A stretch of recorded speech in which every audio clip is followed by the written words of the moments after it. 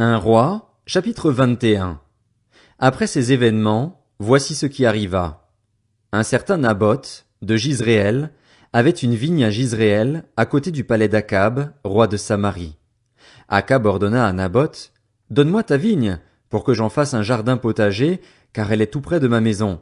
Je te donnerai à la place une vigne meilleure, ou, si tu préfères, je te payerai sa valeur en argent. » Mais Naboth répondit à Akab, « Que l'Éternel me garde de te donner l'héritage de mes ancêtres. » Akab rentra chez lui, triste et irrité, à cause de cette réponse que lui avait faite Naboth de Jizréel. « Je ne te donnerai pas l'héritage de mes ancêtres. » Il se coucha sur son lit, tourna son visage contre le mur et ne mangea rien. Sa femme Jézabel vint le trouver et lui dit, « Pourquoi es-tu triste et ne manges-tu pas ?» Il lui répondit, « C'est parce que j'ai parlé à Naboth de Jizréel et que je lui ai dit, « Donne-moi ta vigne pour de l'argent ou, si tu veux, je te donnerai une autre vigne à la place. » Mais il a répondu, « Je ne te donnerai pas ma vigne. » Alors sa femme Jézabel lui dit, « Est-ce bien toi maintenant qui es roi d'Israël? Lève-toi, prends de la nourriture et que ton cœur se réjouisse. C'est moi qui vais te donner la vigne de Naboth de Jizréel. » Elle écrivit alors, au nom d'Akab, des lettres qu'elle marqua de l'empreinte du roi, puis elle les envoya aux anciens et aux magistrats qui étaient concitoyens de Naboth. Voici ce qu'elle écrivit dans ces lettres. Proclamez un jeûne. Placez Naboth au premier rang du peuple et mettez en face de lui 2 vauriens qui témoigneront contre lui en prétendant qu'il a maudit Dieu et le roi. Puis conduisez-le à l'extérieur de la ville et lapidez-le jusqu'à ce qu'il meure. Les hommes de la ville de Naboth, les anciens et les magistrats qui étaient ses concitoyens, agirent comme Jézabel le leur avait fait dire. Ils se conformèrent à ce qui était écrit dans les lettres qu'elle leur avait envoyées. Ils proclamèrent un jeûne et placèrent Naboth au premier rang du peuple. Les 2 vauriens vinrent se mettre en face de lui et témoignèrent contre Naboth devant le peuple en prétendant qu'il avait maudit Dieu et le roi. Puis ils le conduisirent à l'extérieur de la ville et le lapidèrent jusqu'à ce qu'il meure. Ils firent alors dire à Jézabel, « Naboth a été lapidé et il est mort. » Lorsque Jézabel apprit la nouvelle, elle dit à Akab, « Lève-toi, prends possession de la vigne de Naboth de Jizréel qui avait refusé de te la céder pour de l'argent. En effet, Naboth n'est plus en vie, il est mort. » Dès qu'il apprit que Naboth de Jizréel était mort, Akab se leva pour descendre à sa vigne afin d'en prendre possession.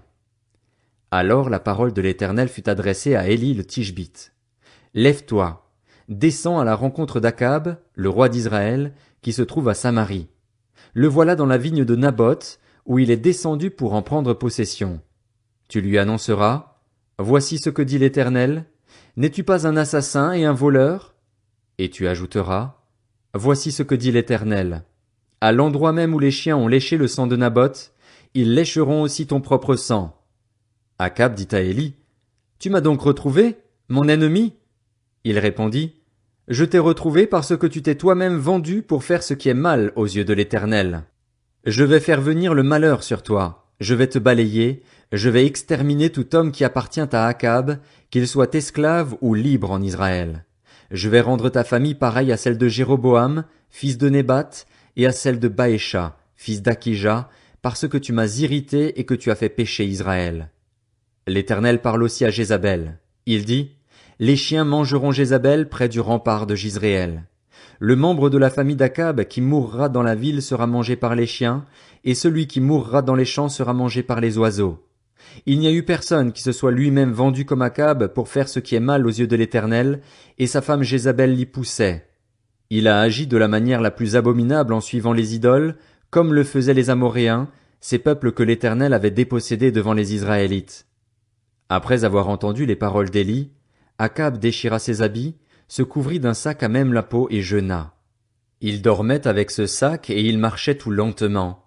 La parole de l'Éternel fut adressée à Élie le Tishbite. « As-tu vu qu'Akab s'est humilié devant moi? Eh bien, parce qu'il s'est humilié devant moi, je ne ferai pas venir le malheur durant sa vie.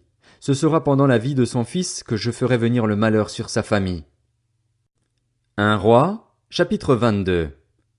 On resta 3 ans sans qu'il y ait guerre entre la Syrie et Israël. La 3e année, Josaphat, le roi de Juda, descendit trouver le roi d'Israël. Ce dernier dit à ses serviteurs, « Savez-vous que Ramoth en Galaad nous appartient? Et nous ne faisons rien pour la reprendre au roi de Syrie. » Puis il demanda à Josaphat, « Veux-tu venir avec moi attaquer Ramoth en Galaad? Josaphat répondit au roi d'Israël. Toi et moi, ton peuple et le mien, tes chevaux et les miens, il n'y aura aucune différence. Puis Josaphat dit au roi d'Israël, Consulte donc maintenant la parole de l'Éternel. Le roi d'Israël rassembla les prophètes, au nombre d'environ 400, et leur demanda, Dois-je aller attaquer Ramoth en Galaad ou dois-je y renoncer?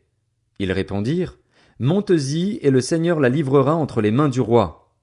Mais Josaphat dit, N'y a-t-il plus ici aucun prophète de l'Éternel pour que nous puissions le consulter? Le roi d'Israël répondit à Josaphat, Il reste un seul homme par qui l'on puisse consulter l'Éternel, mais je le déteste, car il ne prophétise rien de bon sur moi, il ne prophétise que du mal. C'est Michée, fils de Jimla.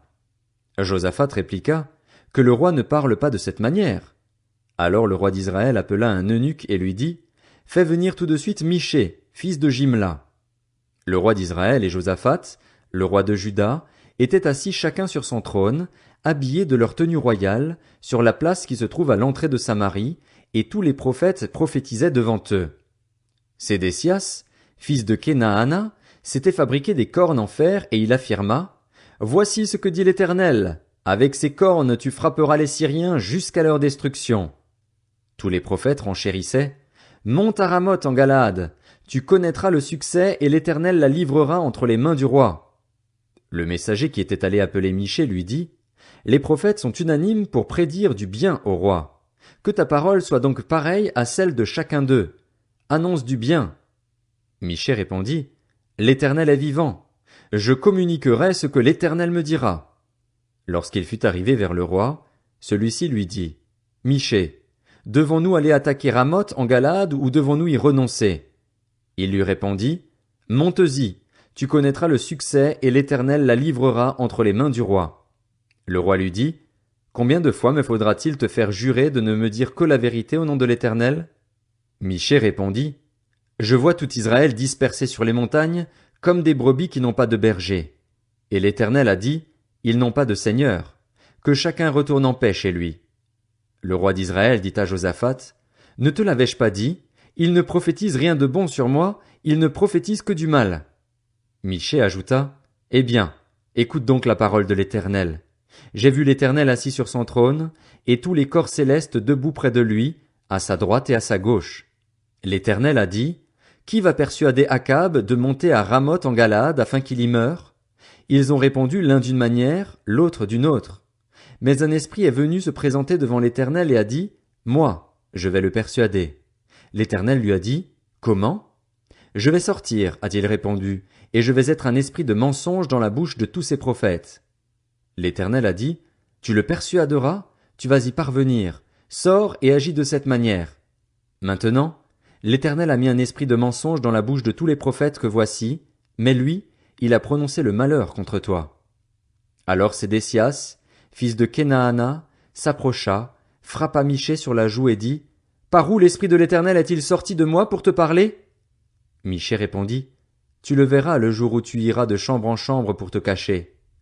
Le roi d'Israël dit, Arrête Michée et amène-le à Amon, le chef de la ville, et à mon fils Joas. Tu leur ordonneras, Voici ce que dit le roi. Mettez cet homme en prison et nourrissez-le du pain et de l'eau de misère jusqu'à ce que je revienne en paix.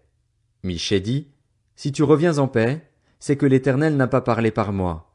Il ajouta, Écoutez, vous, tous les peuples. Le roi d'Israël et Josaphat, le roi de Juda, montèrent à Ramoth en Galaad. Le roi d'Israël dit à Josaphat, Je vais me déguiser pour aller au combat. Mais toi, mets tes habits. Le roi d'Israël se déguisa donc, puis il partit au combat. Le roi de Syrie avait donné cet ordre aux 32 chefs de ses chars, Vous n'attaquerez ni soldats ni officiers, mais seulement le roi d'Israël. Quand les chefs des chars aperçurent Josaphat, ils se dirent, C'est sûrement le roi d'Israël, et ils s'approchèrent de lui pour l'attaquer. Josaphat poussa alors un cri. Voyant que ce n'était pas le roi d'Israël, les chefs des chars s'éloignèrent de lui. Alors un homme tira au hasard avec son arc et il frappa le roi d'Israël entre les deux parties de la cuirasse. Le roi dit à celui qui conduisait son char, Fais demi-tour et fais-moi sortir du champ de bataille car je suis blessé. Le combat fut si violent, ce jour-là, que le roi fut retenu dans son char face aux Syriens, et il mourut le soir. Le sang de sa blessure coula à l'intérieur du char. Au coucher du soleil, on cria dans tout le camp, « Chacun dans sa ville et dans son pays !» C'est ainsi que le roi mourut. Il fut ramené à Samarie et on y enterra le roi. Lorsqu'on lava son char dans l'étang de Samarie, les chiens léchèrent le sang d'Akab et les prostituées s'y baignèrent, conformément à la parole que l'Éternel avait prononcée. Le reste des actes d'Akab, tout ce qu'il a accompli, le palais d'ivoire qu'il a construit et toutes les villes qu'il a fortifiées, cela est décrit dans les annales des rois d'Israël. Akab se coucha avec ses ancêtres, son fils Akazia devint roi à sa place. Josaphat, le fils d'Asa, devint roi de Juda la 4e année du règne d'Akab sur Israël. Josaphat avait 35 ans lorsqu'il devint roi et il régna 25 ans à Jérusalem. Sa mère s'appelait Azuba et c'était la fille de Shilchi. Il marcha entièrement sur la voie de son père Asa. Il ne s'en écarta pas, faisant ce qui était droit aux yeux de l'Éternel. Toutefois, les hauts lieux ne disparurent pas, le peuple y offrait encore des sacrifices et des parfums. Josaphat fut en paix avec le roi d'Israël. Le reste des actes de Josaphat, ses exploits et ses guerres, cela est décrit dans les annales des rois de Juda. Il débarrassa le pays du reste des prostituées, de ceux qui avaient survécu au règne de son père Asa. Il n'y avait pas de roi en Édom, mais un intendant du roi. Josaphat construisit des bateaux long courriers pour aller à Ophir chercher de l'or, mais il ne parvint pas jusque-là, parce que les bateaux se brisèrent à Edjon-Guéber. Alors Akazia, le fils d'Akab, demanda à Josaphat, « Veux-tu que mes serviteurs aillent avec les tiens sur des bateaux ?» Mais Josaphat refusa. Josaphat se coucha avec ses ancêtres et il fut enterré à leur côté dans la ville de son ancêtre David. Son fils Joram devint roi à sa place. Akazia, le fils d'Akab, devint roi d'Israël à Samarie, la 17e année du règne de Josaphat sur Juda. Il régna 2 ans sur Israël. Il fit ce qui est mal aux yeux de l'Éternel. Il marcha sur la voie de son père et de sa mère, et sur la voie de Jéroboam, fils de Nébat, qui avait fait pécher Israël. Il servit Baal et se prosterna devant lui, et il irrita l'Éternel, le Dieu d'Israël, tout comme l'avait fait son père. 2 Rois, chapitre 1. Les Moabites se révoltèrent contre Israël après la mort d'Akab. Akazia tomba par le treillis de sa chambre à l'étage, à Samarie, et il se blessa gravement. Il fit partir des messagers en leur disant, « Allez consulter Baal-Zébub, le dieu d'Écron, pour savoir si je guérirai de cette blessure. » Mais l'ange de l'Éternel dit à Élie le Tishbite, « Lève-toi, monte à la rencontre des messagers du roi de Samarie et dis-leur, « Est-ce parce qu'il n'y a pas de Dieu en Israël que vous allez consulter Baal-Zébub, le dieu d'Écron? C'est pourquoi, voici ce que dit l'Éternel. Tu ne redescendras pas du lit sur lequel tu es monté, car tu mourras. » Puis Élie s'en alla. Les messagers retournèrent vers Akazia, qui leur demanda, « Pourquoi revenez-vous » Ils lui répondirent, « Un homme est monté à notre rencontre et nous a dit, « Allez-y, retournez vers le roi qui vous a envoyé et annoncez-lui, « Voici ce que dit l'Éternel. Est-ce parce qu'il n'y a pas de Dieu en Israël que tu envoies consulter Baal-Zébub, le dieu d'Écron? C'est pourquoi tu ne redescendras pas du lit sur lequel tu es monté, car tu mourras. » Akazia leur demanda, « Quel air avait l'homme qui est monté à votre rencontre et qui vous a dit ces paroles ?» Ils lui répondirent, « C'était un homme avec un vêtement en poil et une ceinture de cuir autour de la taille. » Akazia dit alors, « C'est Élie le Tishbite. » Il envoya vers lui un chef de 50 avec ses 50 hommes. Ce chef monta vers Élie qui était assis au sommet de la montagne. Il lui dit, « Homme de Dieu, le roi te dit, descends. » Élie répondit au chef de 50, « Si je suis un homme de Dieu, que le feu descende du ciel et te dévore, toi et tes 50 hommes. » Et le feu descendit du ciel et le dévora, lui et ses 50 hommes. Akazia envoya de nouveau vers lui un chef de 50 avec ses 50 hommes. Ce chef prit la parole et dit à Élie, « Homme de Dieu, voici ce que dit le roi.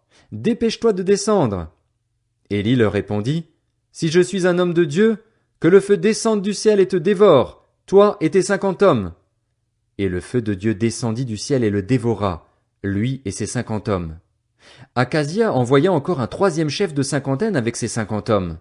Ce 3e chef de 50 monta vers Élie et, à son arrivée, il plia les genoux devant lui et lui demanda grâce en disant, « Homme de Dieu, veuille accorder un peu de valeur à ma vie et à celle de ces 50 hommes, tes serviteurs.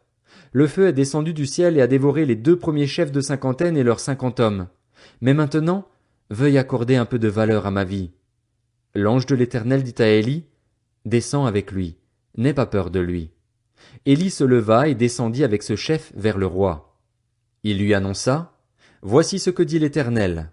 Parce que tu as envoyé des messagers consulter Baal-Zébub, le dieu d'Écron, comme s'il n'y avait pas, en Israël, de Dieu dont on puisse consulter la parole, tu ne redescendras pas du lit sur lequel tu es monté, car tu mourras.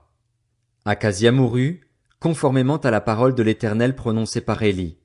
Comme il n'avait pas de fils, son frère Joram devint roi à sa place. Cela se passa la 2e année du règne de Joram, le fils de Josaphat, sur Juda. Le reste des actes d'Akazia, ce qu'il a accompli, cela est écrit dans les annales des rois d'Israël.